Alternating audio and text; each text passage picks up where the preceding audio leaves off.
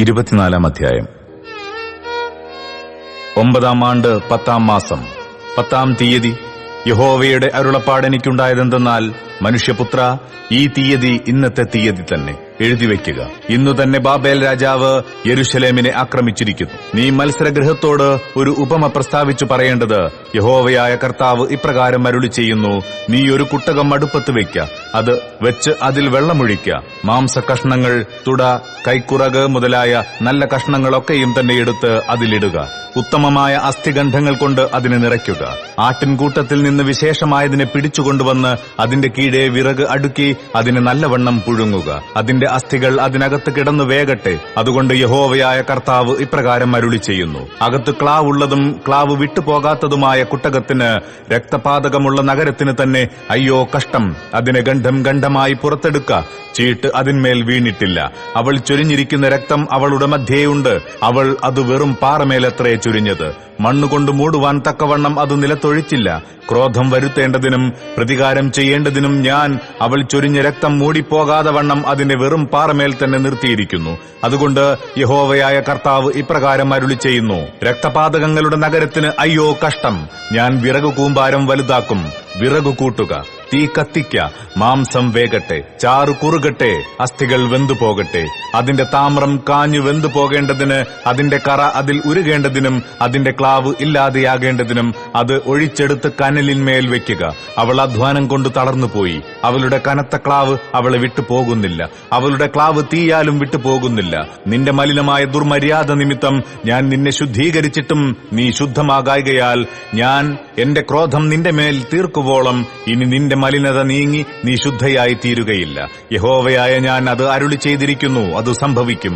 ഞാൻ അത് അനുഷ്ഠിക്കും. ഞാൻ പിന്മാറുകയില്ല, ആദരിക്കയില്ല, സഹതപിക്കയുമില്ല.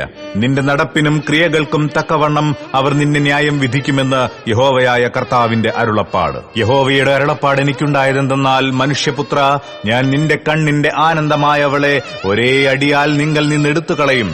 നീ വിലപിക്കയോ കരകയോ കണ്ണുനീർ വാർക്കുകയോ ചെയ്യരുത്. നീ മൗനമായി നെടുവീർപ്പിട്ടുകൊള്ളുക. മൃതവിലാപം കഴിക്കരുത്. തലയ്ക്ക് തലപ്പാവ് കെട്ടി കാലിന് ചെരുപ്പിടുക. അധരം മൂടരുത്. മറ്റുള്ളവർ കൊടുത്തയക്കുന്ന അപ്പം തിന്നുകയുമരുത്. അങ്ങനെ ഞാൻ രാവിലെ ജനത്തോട് സംസാരിച്ചു. വൈകുന്നേരത്ത് എന്റെ ഭാര്യ മരിച്ചു. എന്നോട് കൽപ്പിച്ചതുപോലെ ഞാൻ പിറ്റേ രാവിലെ ചെയ്തു. അപ്പോൾ ജനം എന്നോട്, നീ ഈ ചെയ്യുന്നതിന്റെ അർത്ഥമെന്ത്? ഞങ്ങൾക്ക് പറഞ്ഞു തരികയില്ലയോ എന്ന് ചോദിച്ചു.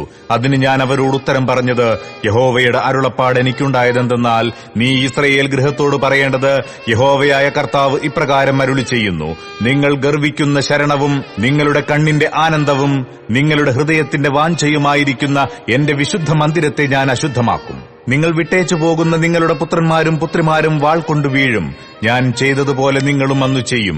നിങ്ങൾ അധരം മൂടാതെയും മറ്റുള്ളവർ കൊടുത്തയക്കുന്ന അപ്പം തിന്നാതെയും ഇരിക്കും. നിങ്ങളുടെ തലപ്പാവ് തലയിലും ചെരുപ്പു കാലിലും ഇരിക്കും.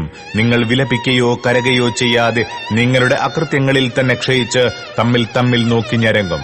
ഇങ്ങനെ യെഹെസ്കേൽ നിങ്ങൾക്ക് ഒരടയാളമായിരിക്കും. അവൻ ചെയ്തതുപോലെയൊക്കെയും നിങ്ങളും ചെയ്യും. അത് സംഭവിക്കുമ്പോൾ ഞാൻ യഹോവയായ കർത്താവ് എന്ന് നിങ്ങൾ അറിയും. മനുഷ്യപുത്ര, അവരുടെ ശരണവും അവരുടെ മഹത്വമുള്ള സന്തോഷവും അവരുടെ കണ്ണിന്റെ ആനന്ദവും അവരുടെ ഹൃദയവാഞ്ചയുമായിരിക്കുന്നതിനെയും അവരുടെ പുത്രന്മാരെയും പുത്രിമാരെയും ഞാൻ അവരിൽ നിന്നെടുത്തു കളയുന്ന നാളിൽ, ആ നാളിൽ തന്നെ ചാടിപ്പോകുന്ന ഒരുത്തൻ നിന്റെ അടുക്കൽ വന്ന് വസ്തുത നിന്നെ പറഞ്ഞു കേൾപ്പിക്കും.